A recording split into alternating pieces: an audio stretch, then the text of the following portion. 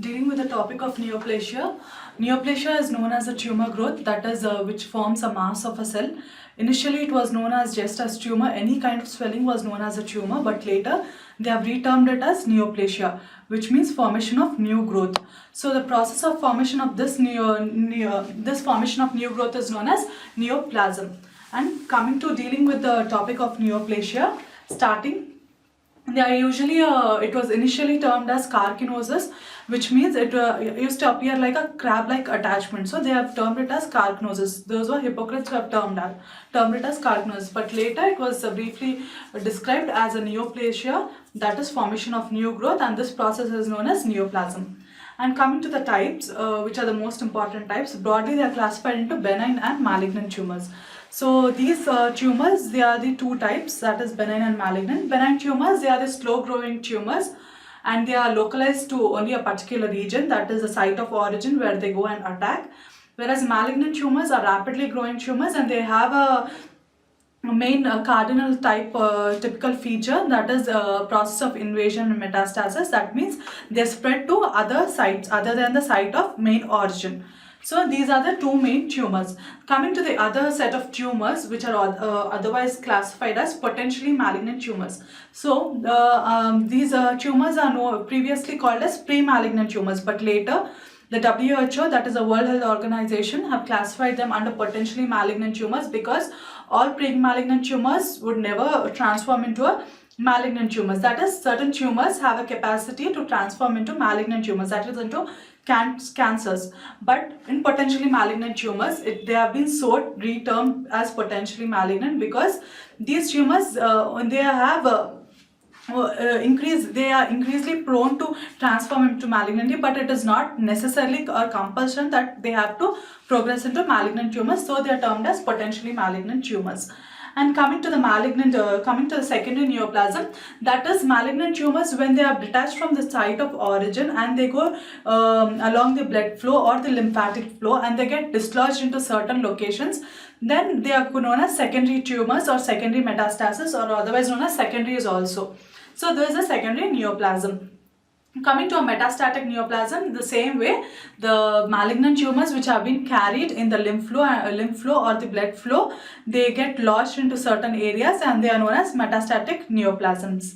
And coming to the mixed tumors, these tumors, they may constitute both the benign as well as the malignant features. They are usually seen in an organ which consists of two different tumors, is also known as a mixed tumor. And coming to teratoma, it is a tumor which is formed because of the totipotent cells. These totipotent cells are the cells which have been derived from three germ layers.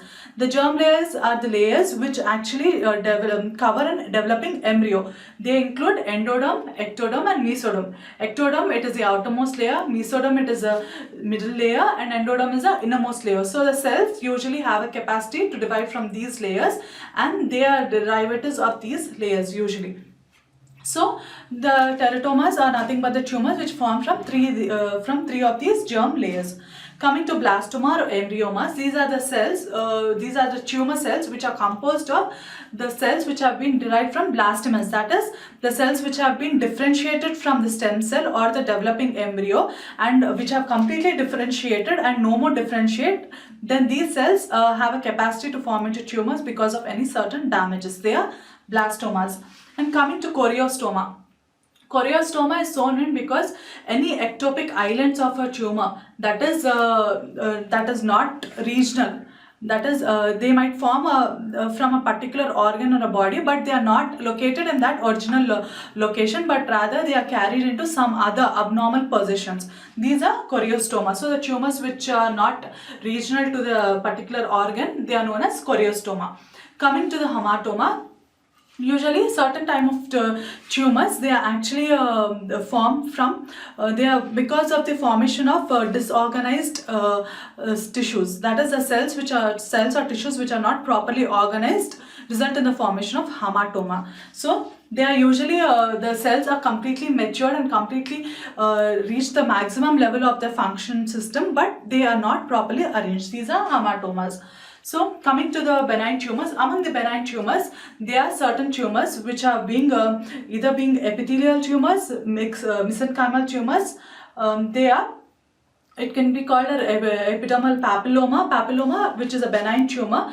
But coming to the tumor of the epithelium, this is a squamous cell carcinoma, can also be one of the tumor, that is a malignant tumor. Coming to the potentially malignant tumors, they include leukoplakia, lichen planus, oral submucous fibrosis. These are the most common potentially malignant tumors occurring in the oral cavity. And coming to the secondary neoplasm, they are the neoplasms that are being carried from primary malignant neoplasm to a secondary malignant neoplasm, that is from the original site to an other site. They get lodged. Among them, it is the malignant melanoma can be given an example, which is a neoplasm which can be carried as secondaries into other areas than the original site of formation. And coming to the metastatic neoplasms, as already explained, these are the neoplasms which are being carried from the primary site of origin to other sites, and they can be deposited either in the blood flow or the lymph flow or otherwise any organs. Usually they are carried into the regional lymph nodes. Usually these metastatic neoplasms, they are most commonly carried into the regional lymph nodes, that is, they drain into the regional lymph nodes. Suppose it's a breast cancer, then these cancers are being carried into the axillary lymph nodes. This gives an example of metastatic neoplasm.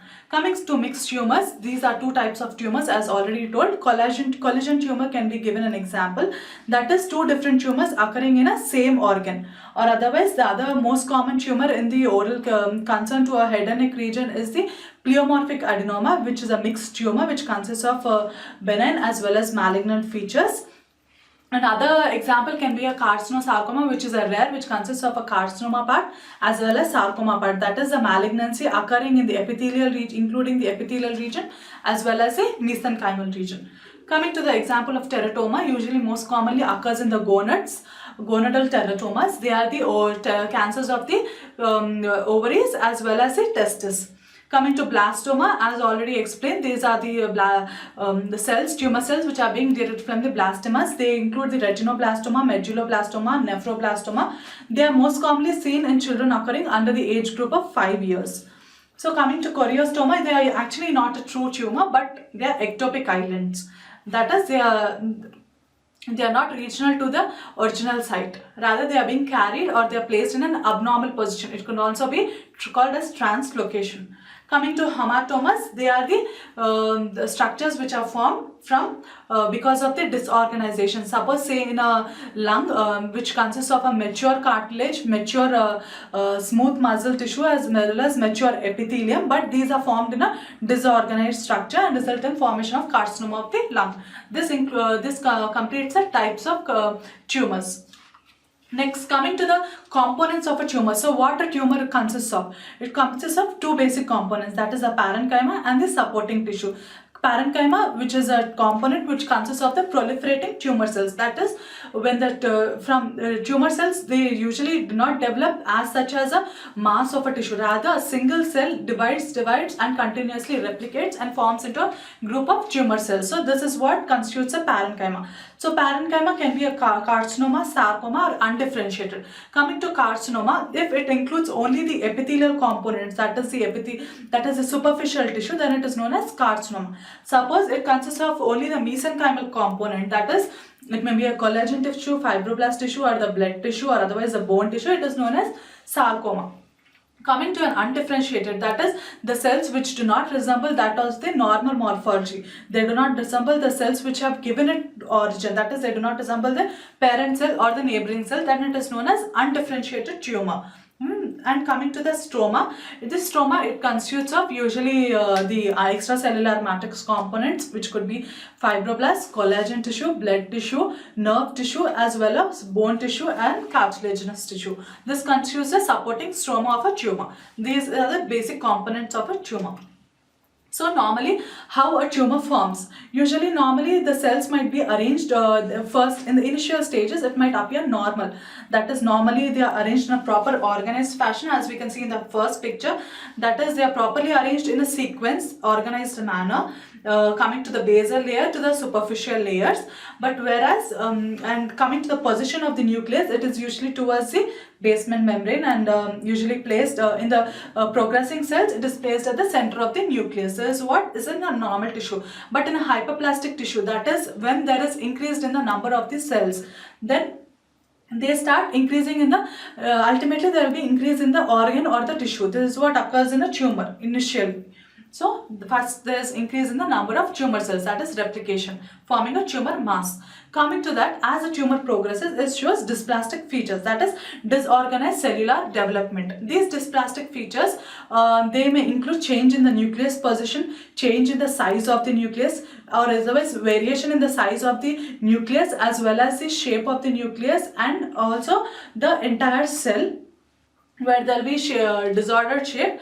And these are the dysplastic features which we see. And even in the organization, that is, they are not properly aligned in a format, in a sequential pattern, rather they are haphazardly arranged. This occurs in the dysplasia, and this dysplasia can be graded into 3 types, that is mild dysplasia, moderate dysplasia, or carcinoma in situ. Coming to mild dysplasia, when 1/3 of the epithelium shows these dysplastic features, that is coming from the lower layers, that is from the basement membrane towards the progressing epithelium towards the superficial squamous layer. When taking the entire thickness of the epithelium, when it involves only a 1/3 thickness, then it is known as mild dysplasia. That is 1/3 of the epithelium only shows its dysplastic features, which could be changes in the nucleus, shape of the nucleus, as well as size of the nucleus, as well as shape of the cell and size of the cell, and other factors such as mitotic figures, presence of mitotic figures, and pleomorphism, anisonucleosis.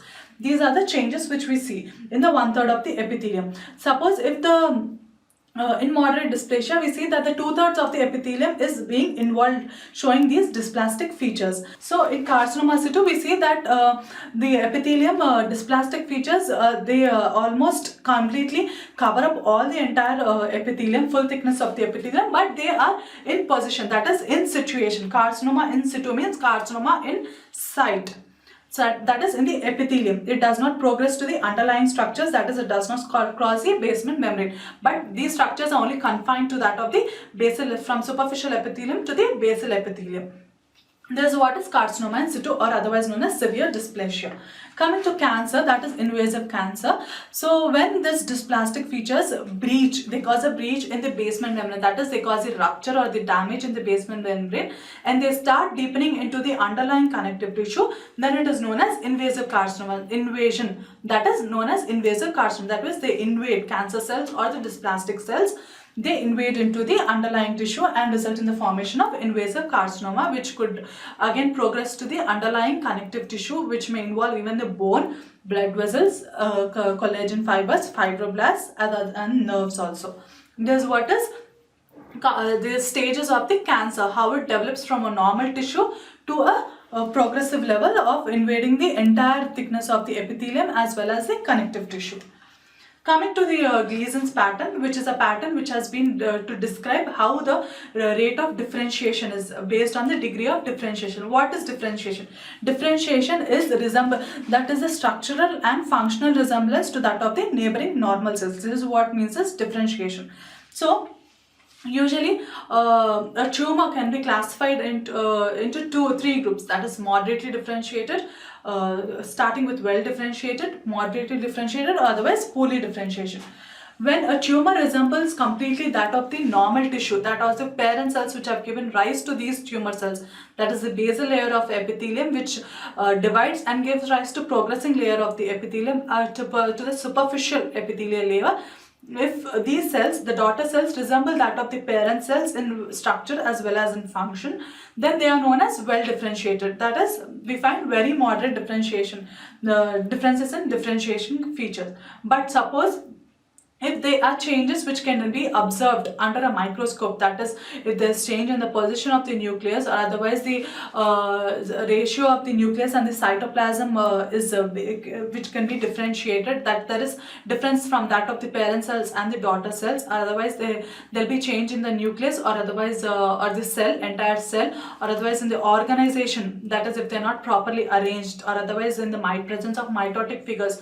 Based on the presence, it can be classified into moderately differentiated. Suppose there are only minor quantity of such differences which can be observed under a microscope. Suppose the daughter cells which do not completely resemble that of the parent cells, then it can be termed as poorly differentiated. They show completely anaplastic features, that is, they do not coincide with that of the parent cell, that they do not resemble in any form from the parent cell. They are known as anaplastic features, that is complete loss of resemblance. They can be differentiated as poorly differentiated tumors. So this is what is which is being explained in the tissue, but it is being explained in a gland. That is, Gleasons patterns explains as differentiates into moderately well differentiated, moderately and poorly differentiated in terms of glandular structures. In the first pattern, we see that in well differentiated, we see they are almost small and uniform glands, and there is more stroma between the gland. That is, it is of a normal appearance of a normal glandular structures. But coming to the moderately differentiated, we find that there is distinctively infiltrative margins. That is, that tumor cells start infiltrating. That is, the dysplastic features are being amongst the normal cells. That is moderately differentiated. Coming to more poorly differentiated, we see that is the irregular mass of the neoplastic glands. Neoplastic cells are nothing but the dysplastic cells that they do not resemble that of the parent cells either structurally or functionally, which we see in poorly differentiated tumors. And only occasionally there is gland formation. That is the major structure of the gland. There is occasional formation. That is, usually it is supposed to be predominant but is not dominating structure in poorly differentiated cancers. Coming to the transformation, that is how a normal cell forms into an abnormal or a mutated cell. That is coming to the rate of growth. So usually a tumor can be characterized into the rate of, based on rate of growth, degree of differentiation, the clinical features, gross features and the microscopic features. These microscopic features include the histological as well as cytomorphological features, and based on these headings we can describe what a tumor is and how it appears usually. So normally a cell is being controlled on the function of normal cell regulatory genes, or otherwise any cell cycle or any cell to divide. It is being properly guarded and guided under certain conditions. So similarly, it occurs in a normal tumor, a normal cell as well as in a tumor cell. So what we say is, first, a normal cell under any damage or otherwise any damage, it could be a DNA damage or otherwise any harmful substance, that is which can induce a carcinoma formation. They are known as carcinogens. Exposure, this might turn a normal cell into a tumor cell. When this normal cell with its damage cannot be repaired anymore, this is transformed into a tumor cell. This tumor cell, that is, it appears from a single clone of cell. That is, a single cell gives rise to a tumor cell. So this tumor cells usually with its associated changes, it can give rise to various generations of cells, that is the subclonal populations or subpopulations. This gives rise to variants in the tumor cells. That is, initially it might show only few dysplastic features, later it might show progressive dysplastic features. That is, the cells with initial with only mild dysplastic features may divide, as well as those with severe or moderately dysplastic features may also divide. So these cells ultimately give rise to a heterogeneity of the population, that is variation in the tumor cells. These are the tumor cell variations. So among these tumor cell variations, we can see there could be mild dysplastic cells, moderately dysplastic cells, or the severely dysplastic cells, which includes the tumor cell population. This is known as heterogeneity, that is difference in the population. That is, they do not carry a uniform cell population. This is what we see in tumor cell variation, that is transformation from a normal cell to a tumor cell, and this tumor cell progresses, that is progressive division of this tumor cell results in the formation of progression or the proliferation of the genetically unstable cell, that the cells which cannot be repaired, and these are known as mutated cell, that is change in the normal form of a cell. This could be a sudden change, which is known as mutation. It results in the formation of tumor cell with variant heterogeneity, that is variations in the tumor cells. This results in clonal expansion, that is the heterogeneity of the tumor cells, that is the tumor cells constituting of variants. They start expanding, and once they start expanding, that is the growth exceeds that of the normal, and since they require more place, they invade into the adjacent tissue, that is they destroy the adjacent tissue and go replace the normal tissue with these dysplastic cells. This is invasion. And coming to metastasis, what is metastasis? These tumor cells, they are being carried. Once they start growing, they do not get placed, they do not get attached to that particular origin, rather they move from that origin and they start spreading these tumor cells. This is known as metastasis. So this is what happens in rate of growth, that is in the tumor cell population, that results in solid malignancy. So coming to the, this is what happens in the rate of tumor growth and degree of differentiation. Coming to the clinical as well as morphologically how a tumor cell appears. Usually a normal cell, this is what we see, it is divides from the parent cells, that is by mitotic division. We see that there are daughter cells being formed from each cell. Each cell there are 2 daughter cells being formed.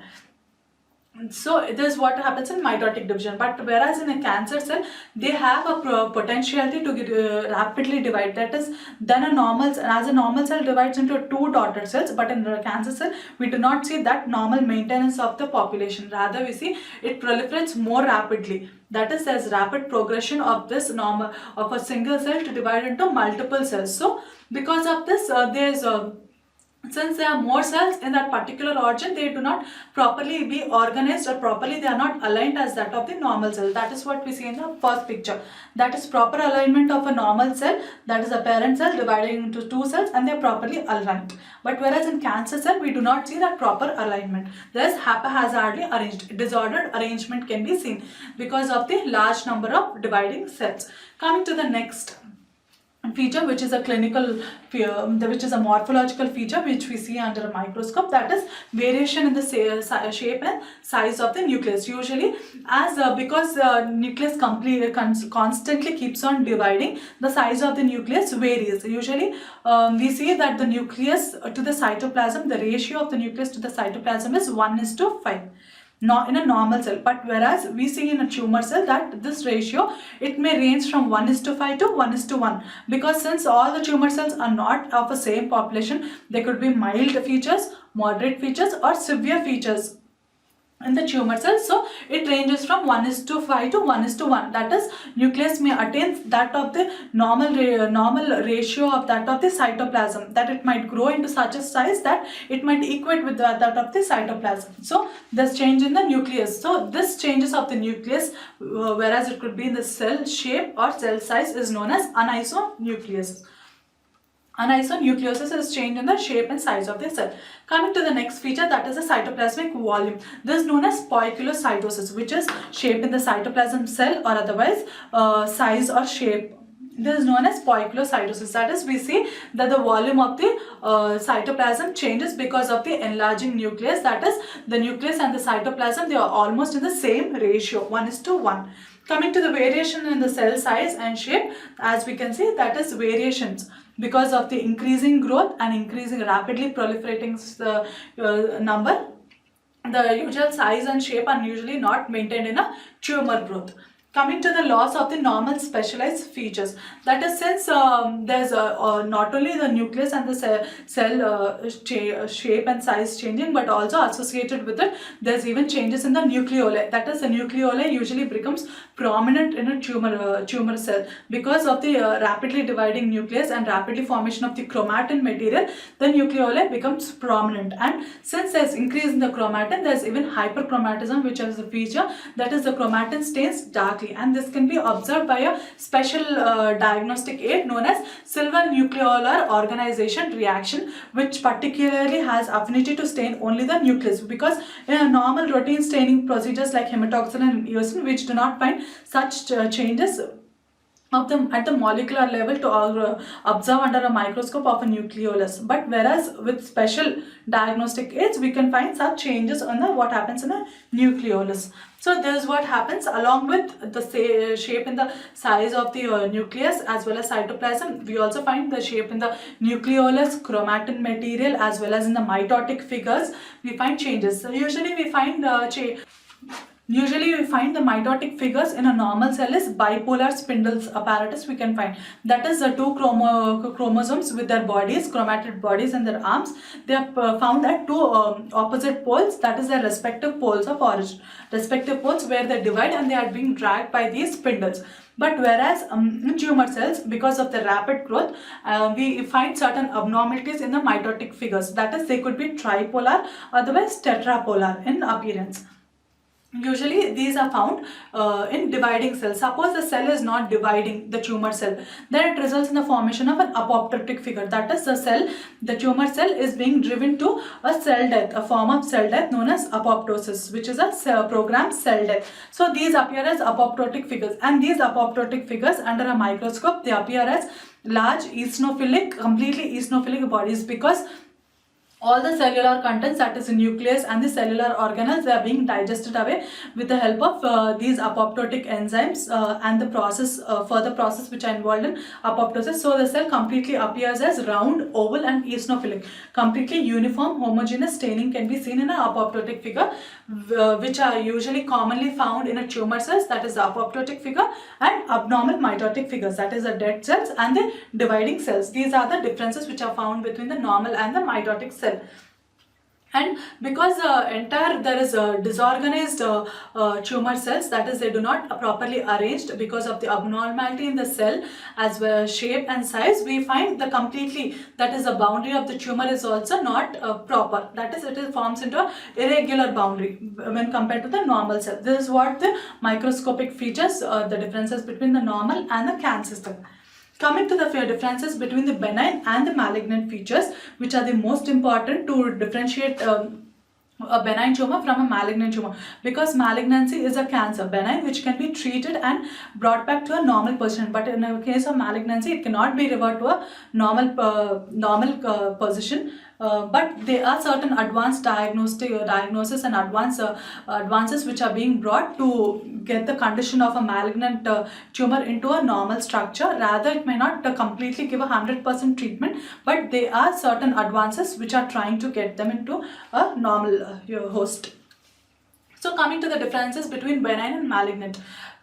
Basically, when we see clinically, we see that the patient who complains with a tumor, clinically we see that the benign tumors are usually slowly growing. They do not grow rapidly, and that too they are in uniform.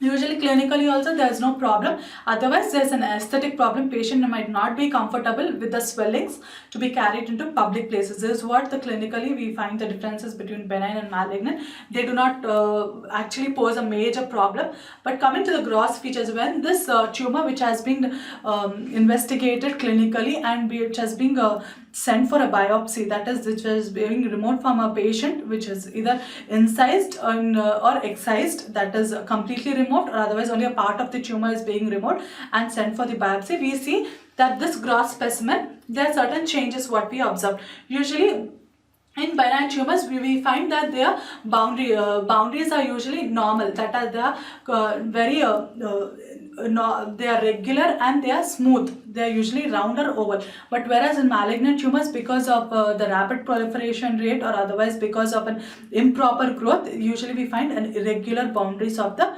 gross specimen. And surrounding tissue, usually we see that benign tumors, they do not disturb any kind of surrounding tissue, rather they push the surrounding tissue, but they do not invade. Whereas in malignancy, we see that these malignant cells, they invade, that is, they destroy the adjacent structures by the tumor cells being inserted into the adjacent structures. So the surrounding tissues are very much disturbed because of the process of invasion and metastasis, which are the main typical features of the malignant tumors. There is a difference we found based on the surrounding tissue in case of benign and malignant tumors. Coming to the size, usually benign tumor is small in size, whereas a malignant tumor is large oftenly. And coming to the secondary stages changes, we do not find any secondary stage changes in benign tumor, whereas in malignant tumors we find that these malignant tumors, they are superimposed with either necrosis, infarction, hemorrhage, or otherwise ulceration. These are the associated secondary changes which we find in malignant tumors. Coming to the microscopic features which decide whether the tumor is a benign or a malignant tumor. So the pattern, usually the pattern is generally we see that the basal polarity is usually towards, that is, basal polarity is the position of the nucleus. Usually this nucleus in a benign tumor is placed towards the along the basement membrane, whereas we see in a malignant tumor that this nucleus is being pushed away from the basement membrane because of the increased rapidly dividing cell. It is being pushed towards the center, and otherwise even because of the increase in the size of the nucleolus, because of the increase in the composition of the chromatin, this is being pushed towards the center. Pleomorphism also we see that is change in the form and shape of the cell. That is, we see variation in the shape and size of the cell in case of malignant tumor cells, whereas in benign usually there is no such rapid transformation, that is that they cannot be they do not have a resemblance to that of the parent cell, rather they resemble the parent cell, whereas in malignant we do not see any such resemblance to that of the parent cells based on the degree of differentiation. Coming to the nucleus and cytoplasmic ratio, usually the normal nucleus and cytoplasmic ratio is 1:5, which is also being maintained in the benign tumors, whereas in malignant tumors, this nucleus to cytoplasmic ratio may range from 1:5 to 1:1. That is, the nucleus may reach to the size of the cytoplasm in poorly differentiated tumors. And coming to anisonucleosis, that is change in the size and shape of the nucleus, which is not usually a microscopic feature found in the benign, whereas it is being observed in the malignant tumors. Coming to hyperchromatin, that is the chromatin stains darkly because of the increase in the composition of the chromatin. That is, we see in malignant tumor this change, but benign tumor we do not see such change. Coming to the mitosis, as already explained, usually mitotic figures are normal, that is they are bipolar in case of benign tumors, but whereas in the malignant tumors we see increased number of mitotic figures is also one of the dysplastic feature or one of the feature which can identify that the tumor is malignant. Otherwise, the other presence of abnormal mitotic figures, that is a tripolar apparatus or the tetrapolar apparatus, is also abnormal mitotic figure, which is a frequent finding in malignant tumors. These mitotic figures indicate that tumor cells are being divided. And coming to tumor germ cells, usually there is not a finding of the benign tumor, but whereas in malignant tumors we find this tumor germ cells. That is, these tumor germ cells could also be composed of multinucleate cells. Coming to the chromosomal abnormalities, the chromosomal abnormalities based on very advancing diagnostic aids, they can be observed. Generally, we see that they are chromosomal deletions or otherwise translocations or otherwise mislocations or otherwise completely absent of chromosomal abnormalities in malignant, whereas in benign they do not they are usually not found. Such chromosomal abnormalities are not found. In malignant tumors, giving a best example is a Philadelphia chromosome, which is usually translocated from 9 chromosome location to 22. Usually this Philadelphia chromosome or this translocation is usually found in leukemias in children. Coming to the function, usually the normal functions of the particular area of attack or the origin of the tumor are being maintained in benign tumors, whereas in malignant tumors they are hampered. That is, they do not function to their maximum limit. Coming to the growth rate, usually the benign tumors, they are slow growing tumors, so the growth rate is slow, whereas in malignant we see rapidly growing. And local invasion, it is not a property of benign tumors, whereas in malignant tumors, local invasion and metastasis are the cardinal features, that is, which distinguish it from the benign tumor. Prognosis usually of a benign tumor is mostly good, better prognosis can be expected, but whereas in malignant tumors the prognosis is worst, but this is also based on degree of differentiation, and that is, if it's a well differentiated tumor we can expect for a good better prognosis, or even a moderately differentiated tumor can give a grading of good prognosis, but in a poorly differentiated tumor the prognosis is very bad. This completes the differences between a benign and malignant tumors. Coming to the angiogenesis, tumor angiogenesis. So, tumor angiogenesis means angiogenesis is a formation of new blood vessels from the existing blood vessels.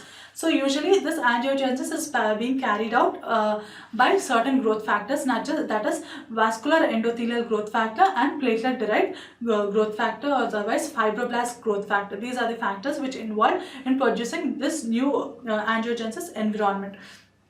Since angiogenesis is not only providing blood cells, that is, they do not only carry blood to the tissue, but also along with the blood there is even most important other features which are being transformed, that is, the oxygen is being supplied through the blood as well as the nutrients for the nourishment of the tumors. So tumor angiogenesis is a very important in cases for growing tumors. Suppose the tumor angiogenesis does not occur, then the cells, tumor cells, they undergo necrosis. This is what the picture explains. That is, the normal cells which appear next to the tumor, next to the capillaries and the lymph vessel, they are properly being nourished because of the blood supply. Whereas the cancer cells, with the growing cells, which usually get away from the blood supply, they do not get proper nourishment and they undergo necrosis or infarction can be seen.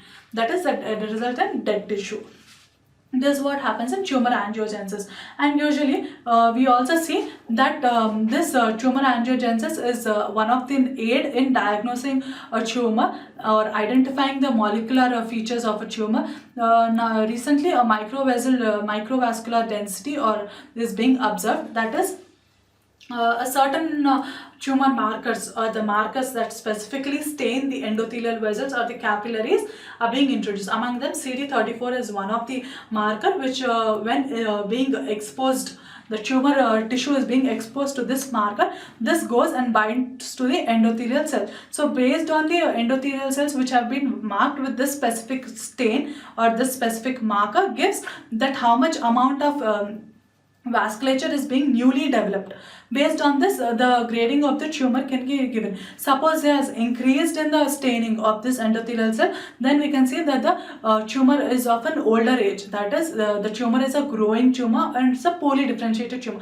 Suppose the endothelial cells are only few in number, that it can be said that is a well differentiated tumor. That is, the normal endothelial cells, that is a newly forming capillaries and the neoangiogenesis process can also have an affinity for this tumor, so they are being stained. This is what helps in tumor angiogenesis as a diagnostic aid and what happens in a tumor angiogenesis.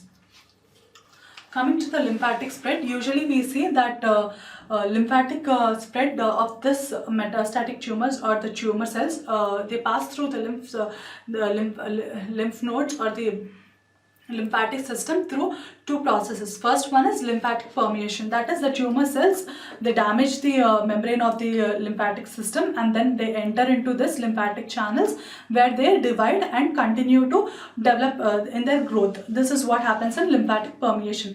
Coming to the lymphatic emboli, that is once the tumor cells they start grow into a maximum level, that is they get detached from this lymphatic channels and they flow along the lymph flow, which is seen in lymphatic emboli. This is what happens in lymphatic spread. So most commonly we see that the tumors which occur in a particular area, particular organ, they usually drain the regional lymph nodes. Such as in breast cancer, we see that the regional lymph nodes are axillary lymph nodes. So these metastasis or the secondaries of this breast cancer are being drained into the lymph nodes. And other places, say for example it's a carcinoma of the thyroid, then it drains the lateral cervical lymph node. Similarly this happens in all the respective cancers along with the regional lymph nodes. But most commonly we see in virtuous nodal metastasis, it has a preferential nodal metastasis from the any cancers of the stomach, which could include the abdomen, colon, rectum. They usually drain the supraclavicular lymph nodes. This is what happens. Usually what happens in a lymph node is these once they enter the lymph node, they usually reach the lymph node from the convex surface, that is the supracapsular area. From there they penetrate into the lymph node. Immediately beneath this convex surface they get they adjust into that lymph node and they start dividing. They are usually located in that particular region of the lymph node. They start dividing and they grow into the maximum size such that they replace the entire lymph node. Once they replace the entire lymph node, then this lymph node, from this lymph node they again start reaching into an other area. They again metastasize to other region from this regional lymph node. This is what happens. But it does not mean that all regional lymph nodes are particularly drained from their own adjacent organs or tissues. They might also be certain retrograde metastasis, that is because of their obstruction in the lymph flow, they might also drain into some other lymph nodes which are not regional to that organ. So this is what happens in lymphatic spread. Coming to the hematogenous spread. that is blood-borne metastasis. Usually, most commonly, we see the sarcomas usually metastasize through hematogenous fluid, and carcinomas metastasize through lymphatic spread. But it is not necessary that all carcinomas have to spread by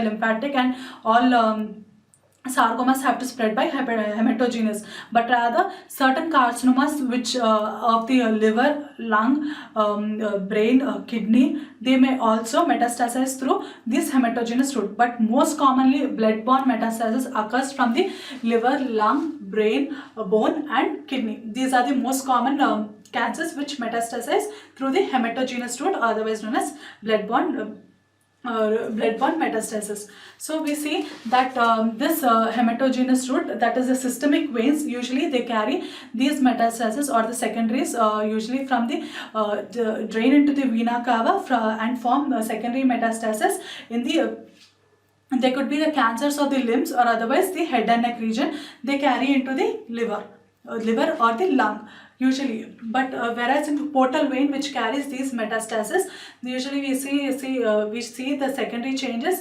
secondaries or the secondary metastatic tumors present in the liver. Coming to the arterial spread, which is the most resistant to the metastasis, because unlike systemic veins and portal veins, arterial veins consist of a thick elastic cartilage and a thick blood vessel wall, which has resistance to the tumors to grow or otherwise penetrate into the arterial wall. But in certain cases, that is in exceptional cases, when the arterial wall is thin, they might penetrate, but when these penetrate, they might cause secondaries in the lung, because they are being carried through the pulmonary artery majorly. This is what happens in the hematogenous spread. So this coming to the lymphatic spread, usually the lymph system usually acts as primarily as a barrier to these tumor cells, but when produces immune responses. But when these immune responses or otherwise in an immunocompromised patient, or the tumor cells are more resistant to these immune responses, then it rather than acting as a barrier and acting as a host defensive mechanism, it provides a proper good soil for these metastatic tumors to rather grow into them than preventing them. So this happens in lymphatic spread. Similarly, hematogenous spread also, it provides a good soil for the good growth of the tumor cells. This is what is the concept of the good soil for good growth and hematogenous spread and lymphatic spread. Coming to the transcoelomic metastasis, usually there is a very rare metastasis which occurs, but since there are certain peritoneal cavities, pleural cavities and pericardial cavities, that is the coelomic cavities present in our bodies, then this could be also one of the agent for this could aid in also metastasis. So the tumor cells, they are carried into the coelomic cavity, that is they penetrate the coelomic cavity by penetrating the coelomic wall, and they form the secondaries in the coelomic cavities. Coming to the giving an illustration of that is from the breast, they are usually carried to the pericardium or the pleural cavity, the secondaries of the breast carcinoma. But whereas from the stomach, they are usually carried to the either the stomach or the ovaries, they are carried to the peritoneal cavities. This is what happens in the transcoelomic. We also find that certain cancers, they also spread through the epithelium.